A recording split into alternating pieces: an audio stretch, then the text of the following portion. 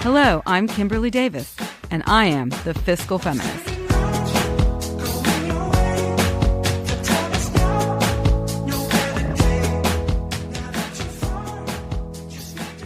Hi, everyone. This is Kimberly Davis, and I am the Fiscal Feminist, and this is the Fiscal Feminist podcast.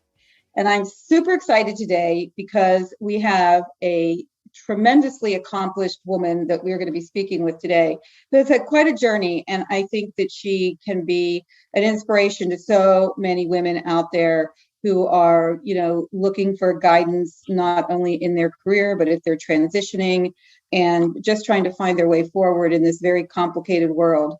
So without further ado, I am going to introduce my guest for today, Coco Brown. And Coco is a CEO. She is an entrepreneur. She is a charity activist. She is a mom, and she is a wife. So let us just say she understands multitasking at an extremely high level and somehow has found time today for us. So Coco, welcome. And thank you so much for joining us today. Thank you. Thanks for having me. So we have covered all fronts with it. We're just lucky to have Coco in our orbit all the way around. So the reason I wanted to have you come on today is that your journey has been really incredible. And so many people are, very confused sometimes about how to pivot, how to transition, but also just in making choices about careers and, what is the best way to make those choices. So I know that that you have your bachelor's degree in psychology, which I thought was very interesting. And then you went on to, kind of get a master's in business and psychology. And I kind of wanted to start at the very beginning to explore with you, what caused you to choose that, and what was your interest, and then that will be our framework for how that took you through. Yeah, of course. So, well, I've always been interested in people. I mean, that to me, I knew I was going to get into business. And I thought about the business world as having a couple of key angles on it that would be holistic and interesting to me. One is the people angle of the business, the side of the business that looks at the operations from a people perspective and how they interlock and what motivates them, and bringing ideas together and turning ideas into action, and et cetera. There's the financial view of the business. That piece of it also fascinates me, but that wasn't the angle I wanted to lead from initially when I was going to school. And then, there's kind of the manufacturing side of the business, the product side of the business. So I essentially thought about business and the various different angles at which you could approach a business, and which angle I wanted to approach it from. And so it started with psychology. I actually did not get a master's, but I took a lot of classes at Wharton. Okay. I was thinking about a minor in business as well, and ultimately I focused on my psychology degree, and then just entered the business world. And as soon as I entered the business world, I think it became pretty evident to me that I wanted to run a business, that I wanted to be at the top. Right. And so you have an entrepreneurial spirit that's sort of embedded in your DNA, it sounds like. But when you were majoring in psychology, did you ever think it was going to be a hard entree into the business world with that degree? Because I think a lot of people think, oh, I've got to get a business degree to go into business. And I often say, you really don't. You could have a liberal arts background as long as you have good thinking and analytical skills and an interest. Those things can be translated in the business world. But for a lot of younger people, I think they have a very linear view of how their progression goes. And I just wondered how you were thinking about that.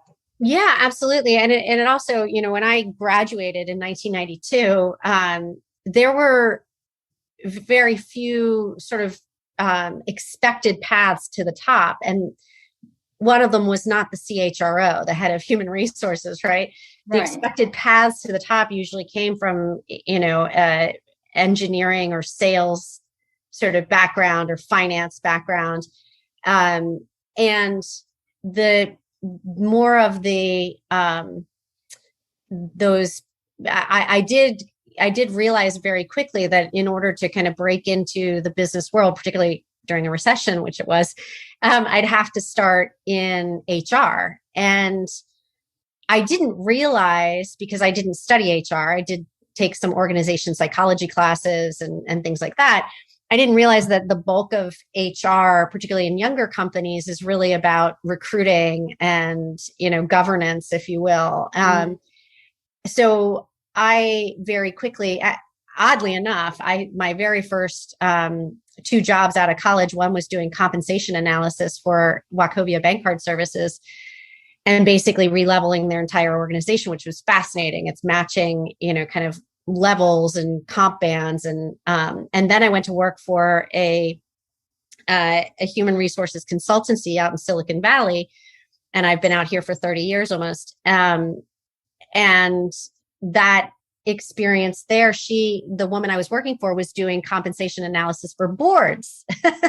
Right. Okay. Yeah, super fascinating. So it was all about setting board comp and CEO and executive comp. And I did that for a while. And then I moved into in-house HR for a company called NetFrame, which is, has been since acquired, but at the time was, a deeply technical company in the computer client server space. And I became, I didn't like the mechanics of HR. I liked the people side of HR, right? The actual engagement, which today, people partners, employee relations, those are kind of the titles. And I moved into that capacity and very quickly became the advisor to the head of engineering and the head of manufacturing and at times the head of sales and head of marketing. Most liked the building teams, engineering and manufacturing. And I was helping them solve difficult problems. Like, we take our best engineers and turn them into managers. And now all of a sudden they're terrible managers and we're not getting a lot done. Right. So I would help them teach these great engineers to be managers. And I would literally sit with those new managers in their one-on-ones and in their team meetings and in their hiring and in their firing. And I'd coach them through the process. And it was great. And then I would deal with big issues between teams. Why is sales always off selling things we're not building? We're not ready to launch that. And so I'd help them through those problems and, getting to launch on a launch date we said we would do. And it was fascinating. And eventually, and I was in my early 20s then, and just working at the top of the organization. And so I quickly came to understand a couple of things about myself. One, not only am I an entrepreneur, I want to put myself in the center of the biggest problems in the company and try to solve those. Mm-hmm. But I also was very good at seeing what everybody was talking about and then bringing it back to them as a solution that they had come up with, but didn't realize it because they were so busy talking about the parts. Right. Yeah, and I said, you talked about all these parts. Yeah. Here's what you came up with. And they go, oh my gosh, that is exactly what we came up with. Holy cow, we had no idea, and then we go execute it. And next thing I know, I end up working for a company called Taos. And, now I become, at the age of 27, 28, I was the vice president of professional services, and being a professional services company, I'm running 2/3 of the business. So before I know it, I'm, and then I became COO and president, and I end up in the top position from HR, which is not a traditional path at all. I think it should be. Well, I think you have a good point there, but I want to go back a little bit because I want to ask you a few questions, because you were interfacing with engineers, manufacturers. You were in Silicon Valley in kind of a very techie, environment. And also you were, I guess, in a STEM oriented type environment, even though you were dealing with HR or organizational, operational kind of behavioral issues and solutions. But what was the presence of women in that environment? Were you one of the only women? Were there a lot of women in the engineering and manufacturing that you were, interfacing with? How were women being, like, you were doing these compensation bands, And I was wondering if there was anything unearthed there that is interesting, or was everyone kind of on the same band and being treated fairly? I'd like to explore that issue a little bit because we hear so much about it. Yeah. I mean, I would say I was blind to gender in my 20s, and I didn't think about it at all. I think in my mind, the bra burning and the fight for women's rights had happened in the 60s, and that women were now equally able to ascend in the organization. And so I never really thought about the fact that 90% of everyone in engineering was a guy like that. I mean, I can tell you, I can name the 5 women, but I didn't think about it. And I didn't think about those women not, struggling within there. I didn't think about them struggling to rise. I think, and I also didn't think about, wow, there's way more women in marketing than there are in engineering. Like, I didn't think about how we grouped into HR and marketing and customer success and things like that. I didn't think about these things at all. And so let me ask you a quick question. Do you think there is gender segregation in professional choices, or you just professional by choice, or it just is the way it's kind of fallen out? Because I think we have these segregated professions. Exactly. I mean, nurture, nature, right? That's the endless battle, is this because of nurture or nature? I think my generation definitely is nurtured into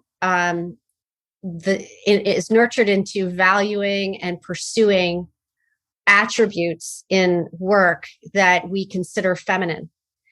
And so what I mean by that is, like, for hundreds, if not thousands of years, there are roles that society places, attributes that society places on as male versus female. So those attributes of vulnerability and collaboration and care for others and working it out and figuring it out. And whereas we say that the attributes of risk taking and building and competitiveness and the fight for the win, that those are male attributes. So we do, particularly, in older generations, we do funnel women and men towards roles that play out those attributes, which is why I think in part you see women as over, they're 80%, 70 to 80% of CHROs, heads of human resource, are now women. Right. 35% of chief customer officers, 32% of chief marketing officers. Why is that the case? I think in part it's nurture. And the nature piece, what we've said historically is that the people at the top have to have all these male attributes, which is why you wouldn't find women in engineering or in as the CEO or the CFO.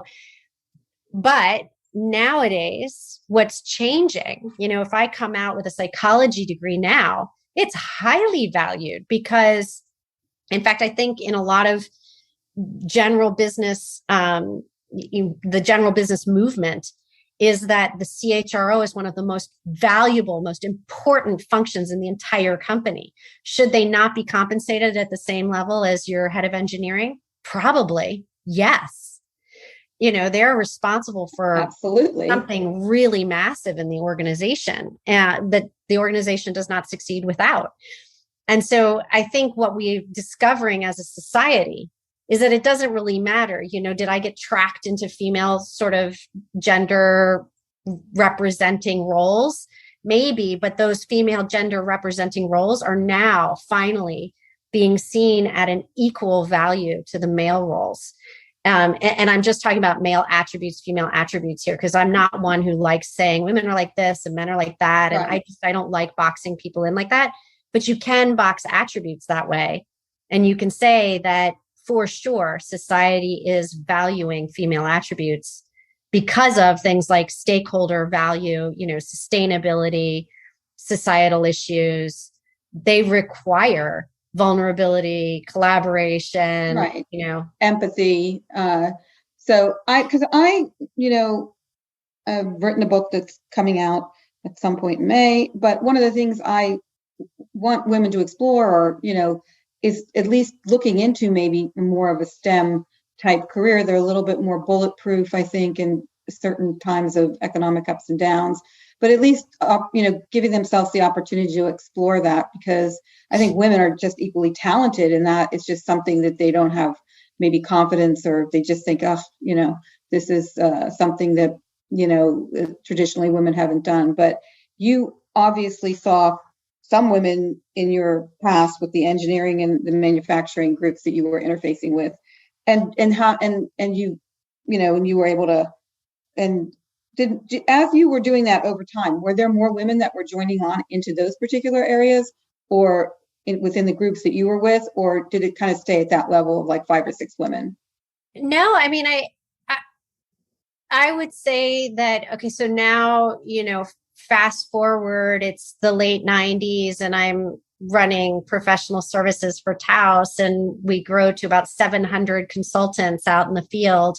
Less than 20 of them are women, because we're in deep infrastructure, security, network, databases, et cetera. Yeah.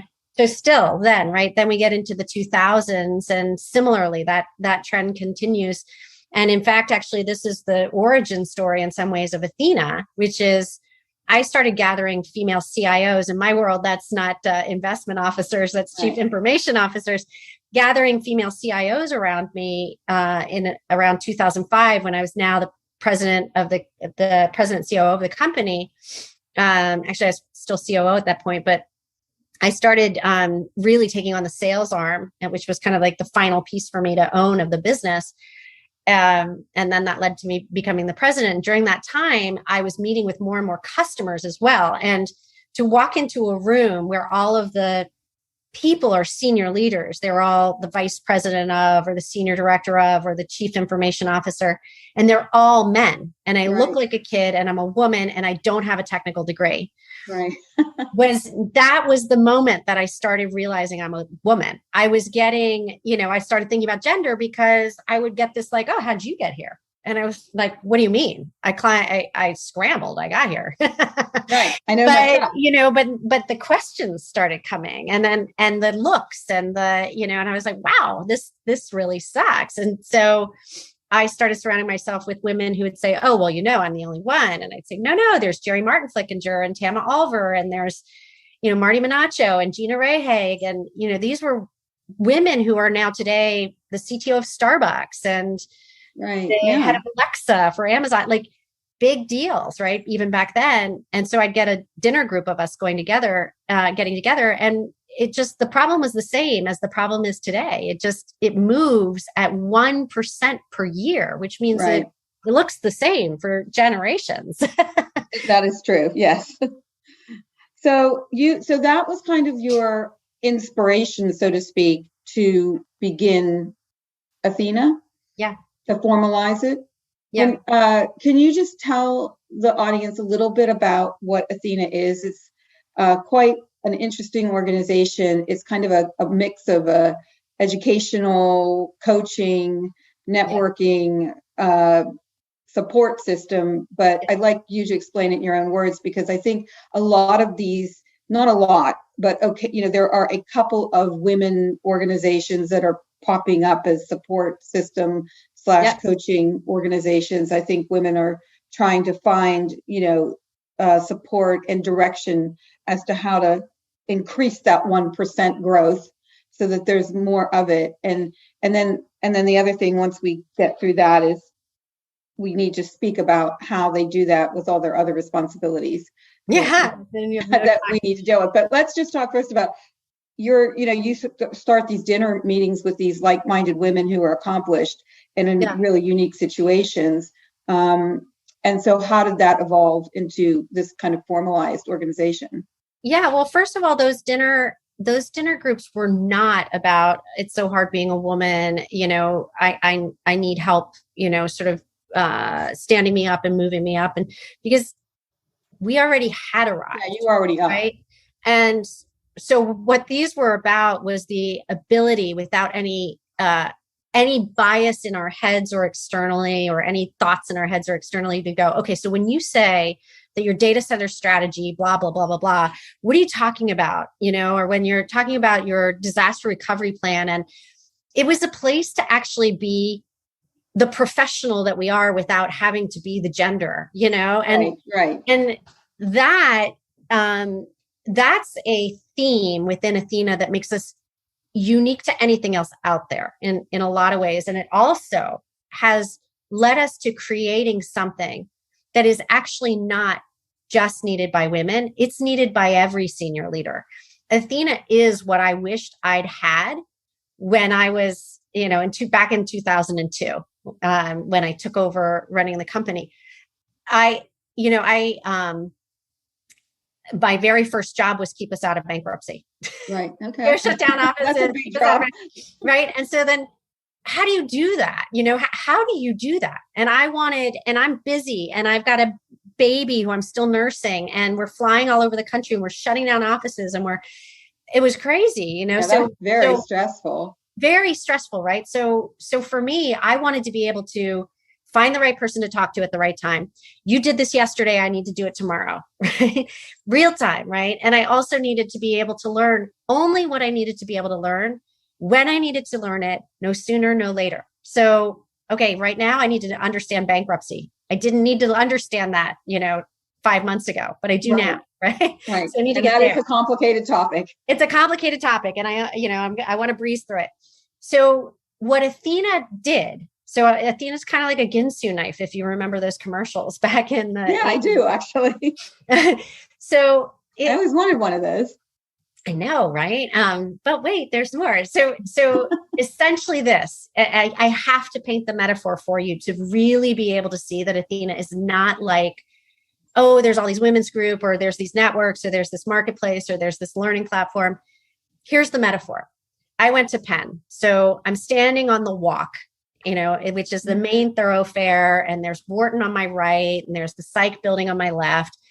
And I walk into any one of those buildings and I tap a professor and I say, what goes on here? And they say, oh, let me tell you all about the learning, the tracks, the research, the minors and majors, and make your own major ups and the study groups and all of this, right? So much learning, academics. If I walk a little bit off the walk and I pop into a club or a sorority, I was not a sorority person myself, but so a club, let's say, and I say, what goes on here? They say, oh, let us tell you all about campus life and how to get involved and how to find your people. Because when you find your people, they're going to move mountains for you. They're going to be with you in 2022, Coco, 30 years from now. And this is a powerful network. This is a powerful community. This is the right community for you. You got to figure out how to get involved because you don't have all the time in the world. Then I go to career services and they say, okay, Coco, you're going to go places, that summer internship, that first job, et cetera, but you're going to have to package yourself up. You're going to need to be really well packaged, right? So your stories, your bio, your CV, your LinkedIn. We didn't have LinkedIn back then, and then, oh, by the way, the outside world comes recruiting, Goldman Sachs recruits from here, right? That is what Athena is. No one of those pieces of the Penn experience is sufficient without all of those pieces. And They are interlocked and interdependent. They're fluid. They're dynamic. They're not one marketplace for opportunities and jobs. They're not one learning environment where you massively online MOOCs or LinkedIn learning. And they're not just a network. And they're also focused on moving your career. You as a career person, not you inspirationally and aspirationally. It's right. You're going to learn the technical skills that you need to learn. So how does somebody even get to be part of this group? How does one become part of Athena? Yeah. So our entire focus. So Athena's like if LinkedIn met Netflix for business meets a marketplace for board opportunities, right? So, okay. Right. So I gave you the metaphor, which, and then you walk into this in a digital landscape.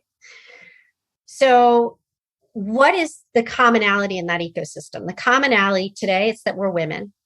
Today, it's that we're being built by women. And today, it's that it's senior. So you're in likely the bell curve is, kind of the ends of the bell curve are your late 30s and your late 70s, right? Mm-hmm. But you're in that senior career time. You're in career transition. You're in your third act. You're senior director at Google, you're, a VP at Databricks, you're a senior individual who's in or around the C-suite, the CEO's office, or the board. You can join us either the way 65 Women just did with Morningstar, which is Morningstar has 10,000 people globally. They took the top 65 women and put them into Athena as their education on demand for busy people, etc. Or you can join Athena as an individual woman. Well, I'd like to join Athena and I fit the general mold. I'm going to join Athena because I meet the criteria of the women that are in there. So we have 1,200 women that are part of Athena today and growing quickly. So that's kind of that how that works. And then we can talk about how it works for busy people. Yeah, but I just one quick question on the Athena, because I'm interested. So, with respect to like the on-demand learning, explain to me exactly what that means, because I think that's really interesting, because it's a source of, it's one of those buildings at Wharton, the academia part of it. Yeah, exactly. Okay, so let's think about, how kids these days, they argue. I have a 17-year-old and a 20-year-old. And one of the big issues that kids have, particularly in high school, is why do I have to memorize this? I can Google it. There's no point in me memorizing this when I can Google it. And really what learning ought to be about is knowing who to ask, when, and how quickly to get my answers, and how to pull together disparate concepts to create a solution, right? Yes, I do need to understand math. And there are certain things I have to memorize, but some of them, like history facts, I don't need to memorize that, right? But I do need to know where to find it, or that something big went on over here that I should learn from to bring over here, right? So if you translate that to the executive realm, what is the executive's realm version of just Google it? They don't have one, right? And yet we need one. When I was like, how do I stay out of bankruptcy? That's my question right now for tomorrow. I need to know how to do that really quickly. Where are my resources? How do I get to them? So the concept with Athena is, look, if you go to a traditional model, an MBA, let's say, the case studies are outdated because they took 3 years to build and a committee to agree to them that's the case study. The professors are academic. They do bring in guest speakers and things, but it's not dynamic enough. And you're learning things 10 years ago that don't exist any longer today. Right. And things all sorts are so fluid now. It's so fluid. It's not just technology that's fluid. It's business models. It's new roles being created. My daughter was just saying that she was learning that, most of the jobs that she's going to have don't even exist today. This is true. So imagine being a busy executive at one of these 1,000 hyper-growth unicorn companies that's out there. I don't have time for an executive MBA or that course or this certificate program.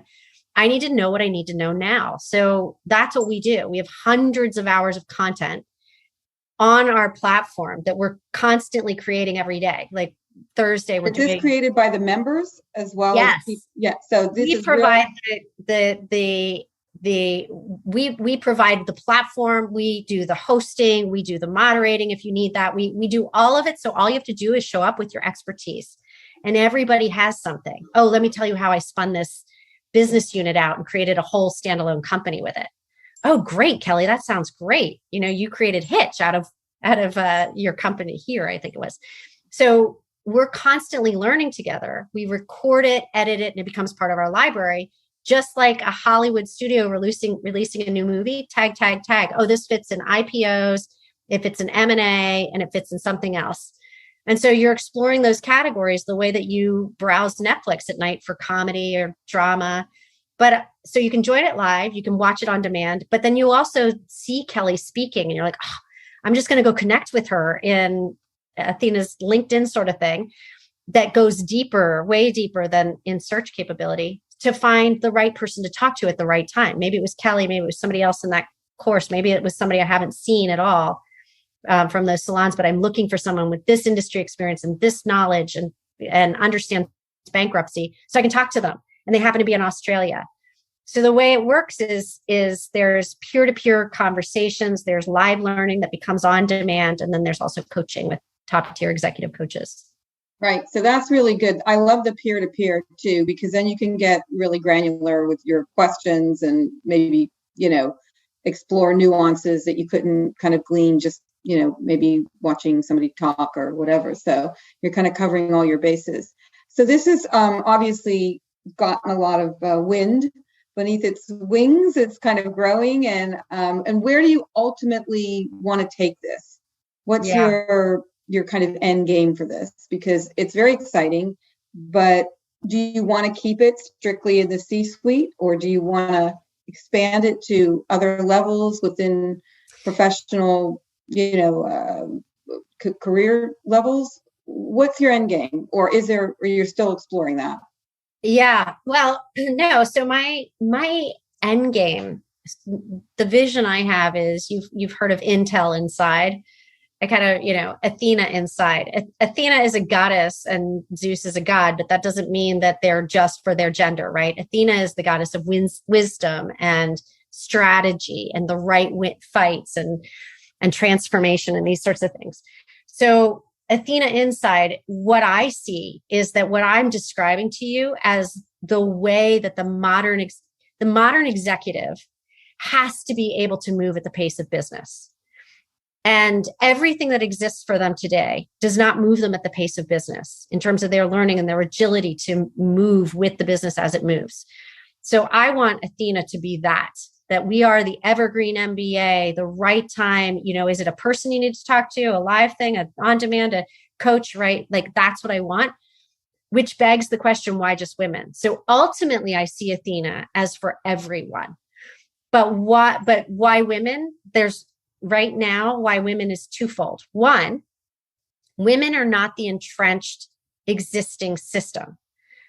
The system of today, of how businesses work and how they operate and what you need to know and all of that is entrenched with a community that, why would it want to change? It's working for them, right? But for women, we have nothing to lose. And we want to see a bigger, different world. So we're precisely the right people to build this. So there's hundreds of hours of content that I'm telling you on everything from IPOs to M&A to how to read the financial statements. That's almost all built by women. The second thing is that women need the competitive advantage. This isn't that women need something men don't also need. Every guy I talk to is like, I want to be on that platform. But women need the competitive advantage. We need to be able to move faster, because we don't want to move it, take our place at 1% per year. Yeah. So right now with women's representations on boards, a lot has been written about this. It's obviously not commensurate with where men are on boards. So obviously we want to move the ball down the field with women having more board positions, because that will make for better companies and a more, diversity and better skill sets and so on and so forth. So you are doing your part for that. How do you, what would you expect to be the growth of women on boards over the next few years? And then my second question is if you do start involving men on this platform, which is all of the knowledge is applicable for everyone. It's kind of like what I write for the Fiscal Feminist is equally applicable for men as it is for women. I just want to get women focused on it because I think women need more inspiration right now to get going and the tools to do it.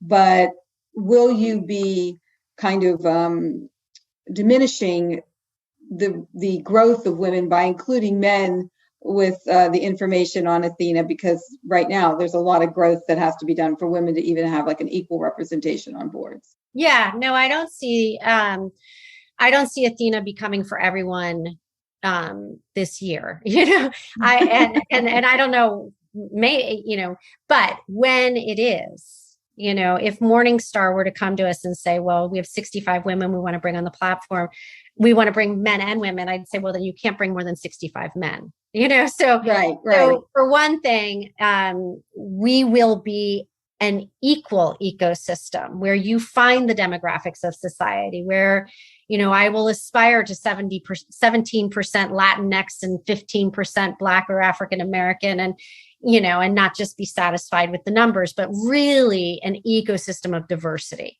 Right. So it's going to take me time to get there. And I'm not going to do that overnight and just flip a switch and say, okay, now men are allowed on the platform. It's going to take time to figure it out, but I do have to figure that out because ultimately it should be an ecosystem that represents the diversity of all of society.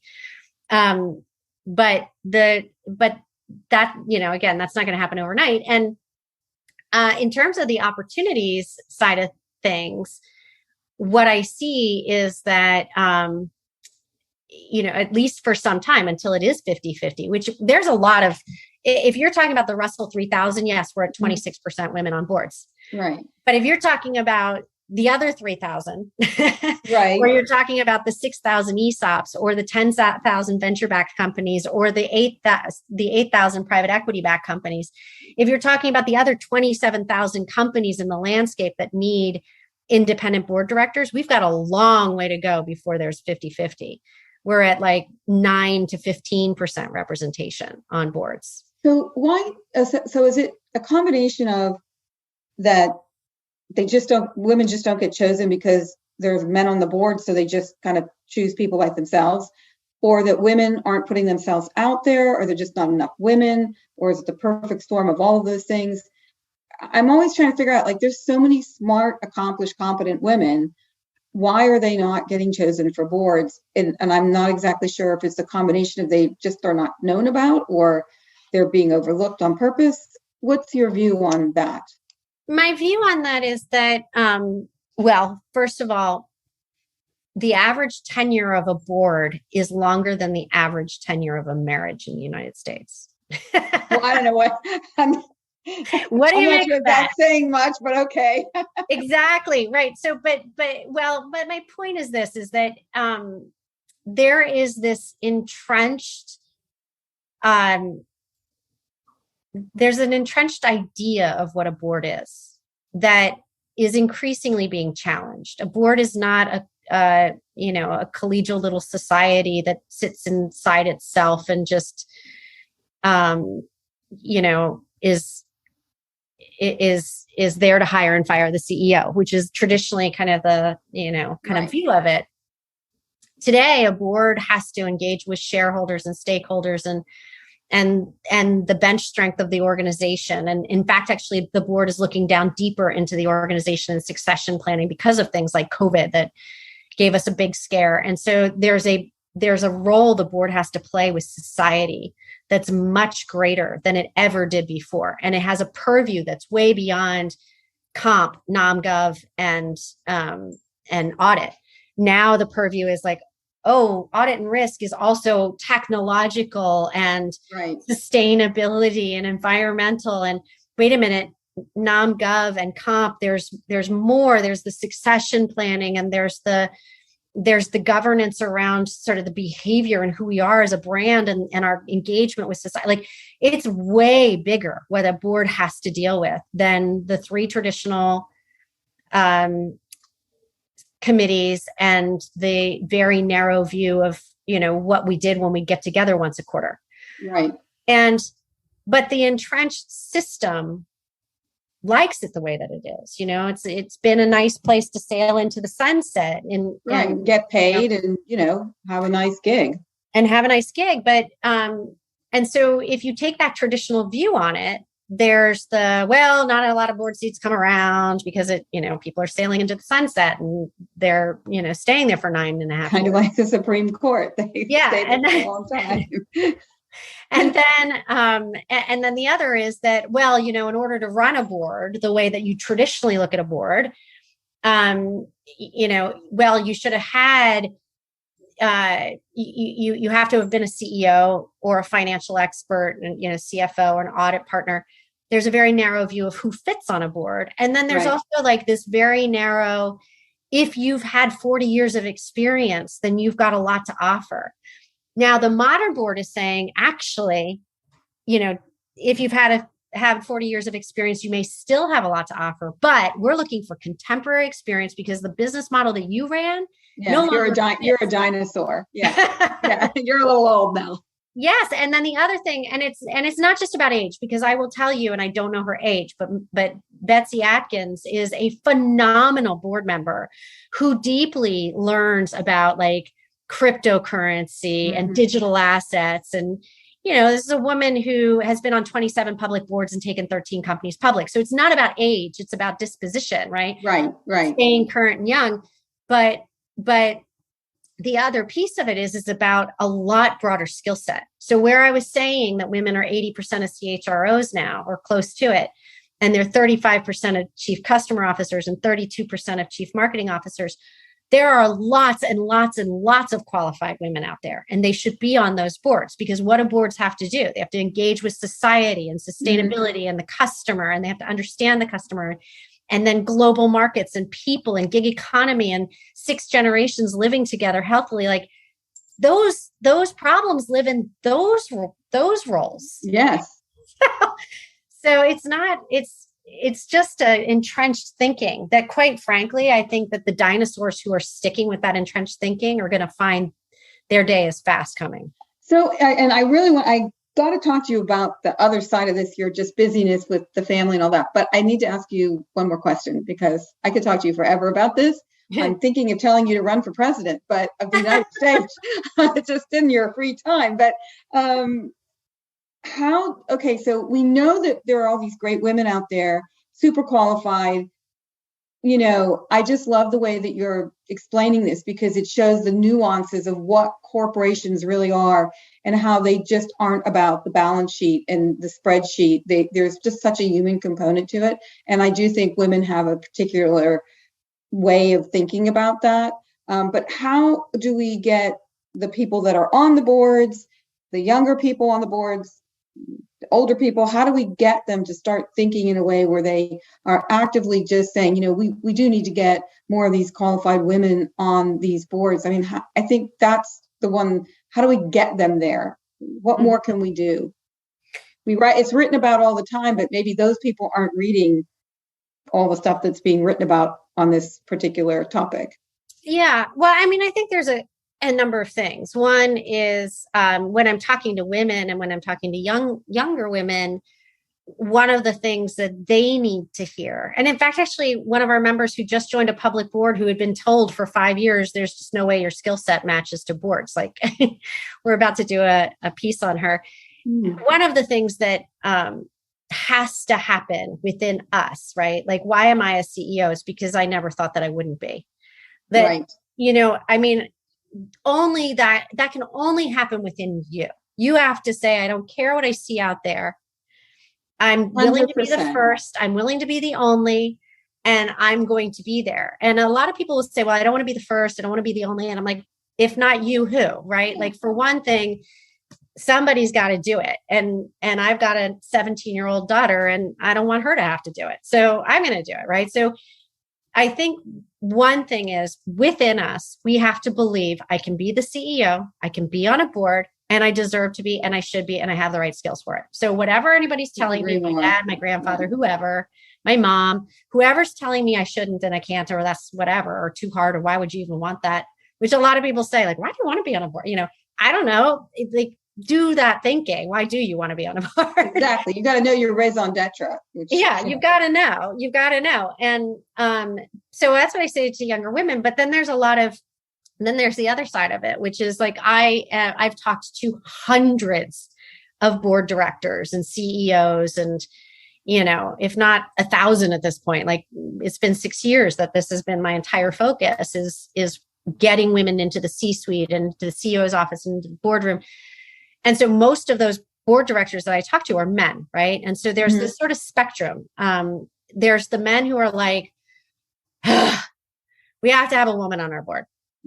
Diversity, right? I gotta get a woman on here just to check that box. I gotta go check that box. And by the way, if she could be a Black woman who's gay, that would be fabulous. Yeah, then we could check many boxes. Perfect. Right? And so there's that guy. And then there's the guy who's like, and I've sat across from these guys, I will sooner take my company private than have to bring a woman on my board. I'm like, good for you, dude. Like, is it about you, or is it about your company? And so in those two veins, right? Like the super aggro, like, gender does not matter, versus okay, people tell me gender matters, but I don't. Is it causation or correlation? I mean, really, like, I could debate these studies all day long, right? Right. And you can debate the studies all day long because causation and correlation are a really difficult thing to deal with. Correct. And if you want to debate it, you will debate it, right? I mean, like, okay. So to me, first of all, I just sort of go past that. Like it's easy for me to be like, well, look, you're talking to me, so you're not going to get anything else. So that's why we're here having that conversation. Yeah, we don't have to talk about women, but we're going to talk about what you need on your board. And so that's where I focus those conversations is, look, I don't know why you need a woman on your board. Can we talk about what you need on your board?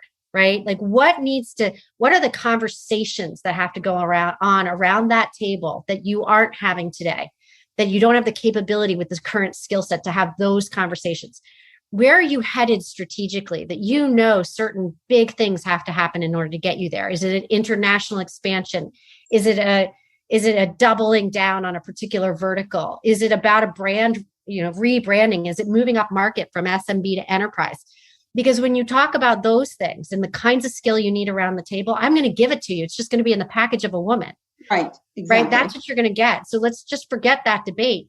But ultimately, why does diversity matter? Every single guy who has a woman on the board that he's on tells me the diversity matters. Every single one of them, even the ones who didn't believe it, because you're just coming at life from a different angle. Why do people, two parents, even if those parents come in different packages, like perspective. Yeah, a diverse perspective brings better results because it's a more, nuanced and organic kind of thing it's fluid. I don't know. It's better than a bunch of, old white men who golf and that's all they know. They're going to have a definite perspective and it's going to be very rigid. And even, so I was talking to Colin Angle. I co-hosted with TA Associates reinventing your boardroom breakfast. And I interviewed Brian Moynihan, who's the CEO of Bank of America. And then somebody else interviewed Colin Angle, who's the CEO of iRobot. And then, it's George Colony I'm thinking of, who's the CEO of Forrester. Forrester's board used to be all white men in their in their early 60s, all from the Boston area who went to MIT or Harvard, right? Mm-hmm. And they've been together for 16 years.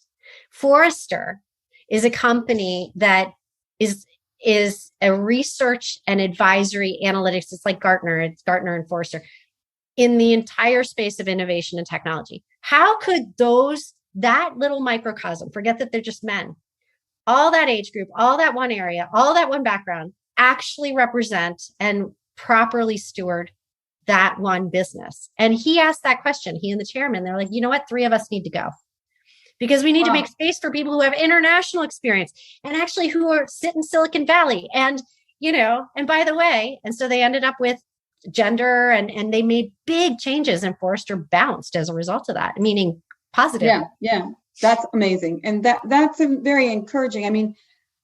What you're doing is amazing. And I think that, we just need to keep pushing this ball up the hill, but rock, whatever it is. But you've got a long way to go, but you're getting the message out there. And I think it's as important to get the women, putting themselves forward and having this amazing network / peer group learning experience, because you need to know things in the here and now, as you said, but also just trying to change consciousness of these kind of, dyed in the wool, old traditional boards. But now I want to talk to you, and I'm going to talk fast, and I'm going to ask you to indulge me and give me just a little bit more of your time, because you are a mom and you are a wife, but mainly, as a mom, you've kind of grown your career. Your children are 17 and 20, so you've been growing your career as they've been growing. And this is obviously a topic that a lot of my listeners, and me in particular, I'm old, my kids are old now, but I was a different generation to you. So I kind of did stops and starts along the way. And, I had a lot of 50s mentality ingrained in my head, even though people often accuse me of being just an old feminist, which I'll take that on board. But how did you handle it? But more importantly, when you were making the decisions about having your children and continuing to work, and how did you go through that process, and how did you do it? And how do you feel about it now? That's a lot of questions. I mean, I think,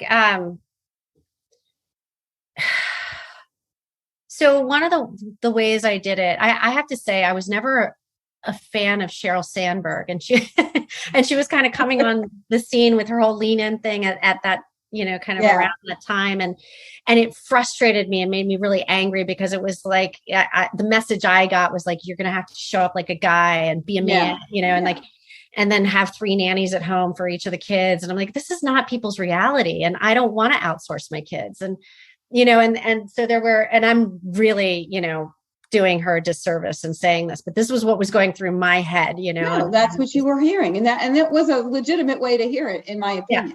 Yeah. And that was my experience of it. And so I did a couple of things. One was when my husband, Scott, and I were planning on actually leaving it all behind. I took my maternity leave. I was going to go back for 3 months, and then we were going to hop in our Vanagon and be hippies with our little baby boy. And, which is like totally normal to do now, but at the time it was really crazy. And so, I come back for my, 3 months that I was going to work and just sort of save up a little bit more. And the 2 owners of the company came out of retirement, and they're, sort of like, hey, nice to meet you. I did know who they were, but barely. And, we fired the CEO, who, by the way, I loved. And we'd like you to be our COO and do a turnaround. I was like, oh, shoot, I was, can you make Jim do that? You ask Jim to do that because I'm leaving. Yeah, I'm going in my Winnebago. And, so I got the golden handcuffs, and I couldn't say no, but I was like, my baby, and this isn't what I wanted. I wasn't going to do that. I was going to go off with my baby. So Scott and I kind of were like, all right, well, we don't want to outsource our child either. We're in a position where one of us can stay home. So Scott will stay home. Right. And we thought it was only going to be for 3 years. We thought, oh, we'll just build this baby back up, sell it, and out of here, which did not happen that way. But I had to say it was really, really hard. But I did a couple of things. And this is part of the reason that I am an entrepreneur, is because I believe businesses have to operate differently. We are 100% virtual and always have been. I don't know what hours my team works. Right. I don't know what days my team works. I just know that they work and it works. And they get results. Exactly. And they get results, right? Like I had somebody I just hired say, well, and I have to take my 2 95-year-old elderly parents to their doctor's appointments, maybe once a week and during the middle of the workday. And I hope it's okay. And I'm like, what do you mean? Like, like that's your day. Like, I don't know. Yeah, it sounds like essential, right? So for me, from the very beginning, I said, I will never miss a field trip. I'm going to drive to or from school at least 3 days a week. And I'm going to volunteer in the class. And that's what comes along with this package. And you want me to stay on? That comes along with this package, right? And that's how I've always built it. And I believe women need that, because the fact 100%. Is, no matter what, even if we are the CEO and the breadwinner, we still are more interested in the doctor's appointments and the organizing the sports and the taking care of the family matters and the getting the family together for Thanksgiving. And it still falls on us. Nurture nature. I don't know, but it does. Yeah, and I think we should embrace that. And one of the things that I just love, I wish we need to do a whole nother interview on that. But I think that this ability for women, if we want women to continue to have children and be engaged with their children and also have careers, we have got to provide flexible work environments for them.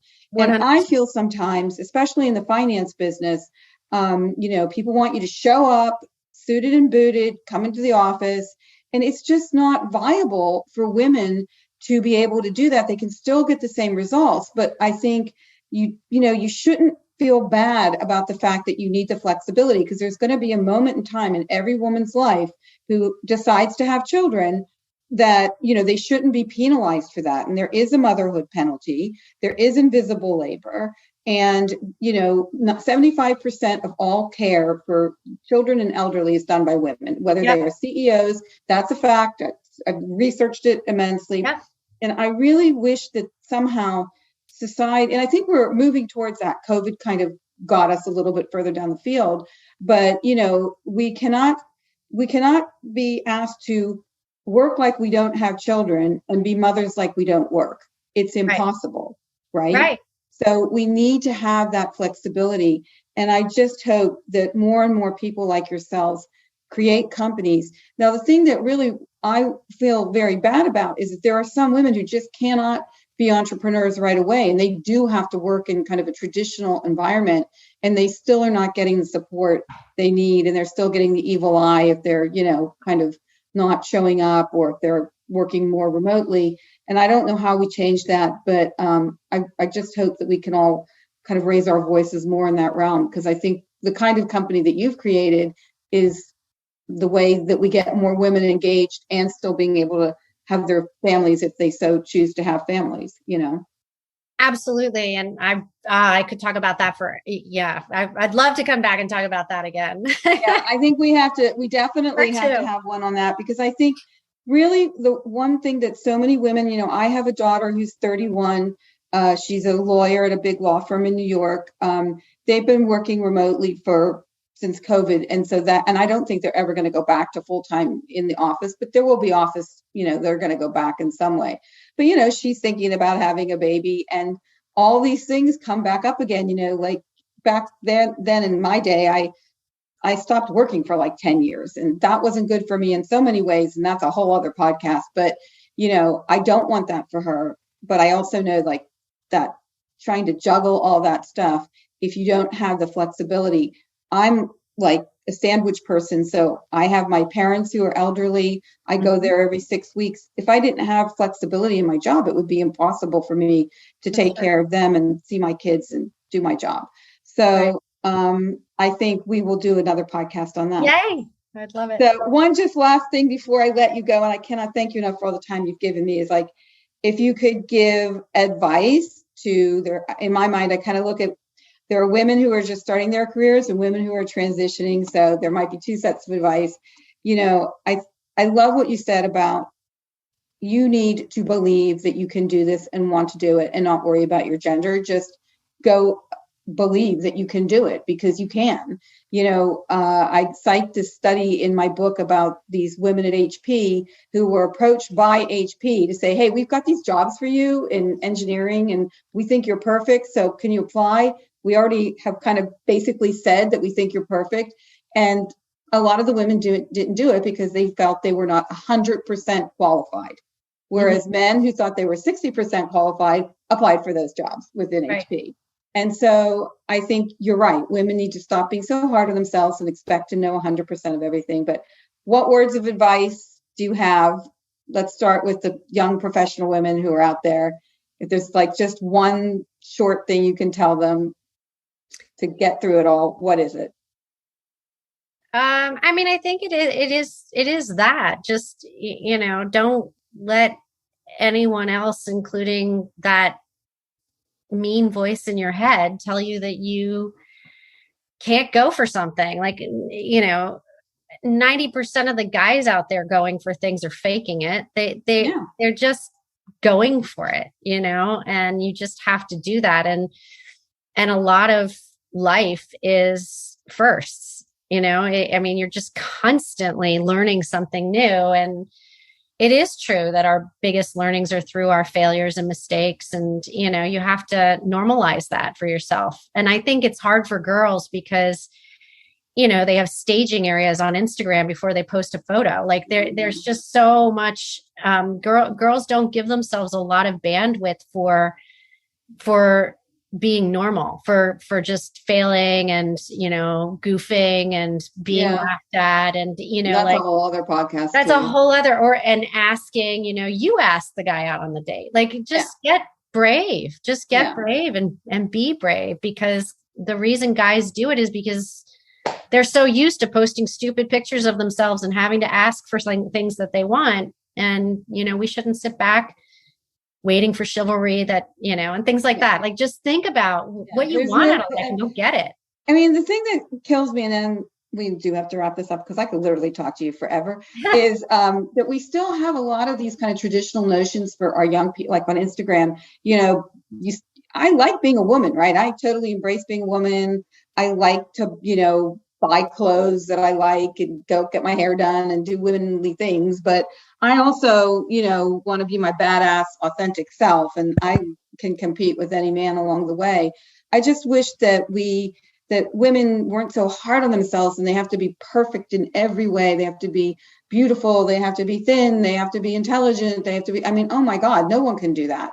So, I think Instagram and Facebook, they've kind of made those problems worse in some ways, because of the standards that everybody has set on those particular platforms. So yeah, that's another thing to fight against. And I don't know how we do that, but I do want to thank you for your time, B, for fighting the good fight and like doing amazing things for women. And I'm going to hope that we just see more and more women on boards, but I'm going to ask you to come back because, oh my God, this could be a series of many topics. Okay. Thank you so much. All right, Coco, thank you so much. And that's it for the Fiscal Feminist for this podcast. This has been a cracking podcast, and I hope that you all listen to it. And any feedback, please send to me at kimkdavis@thebonsongroup.com. And again, thank you, Coco. Have a wonderful start to the week.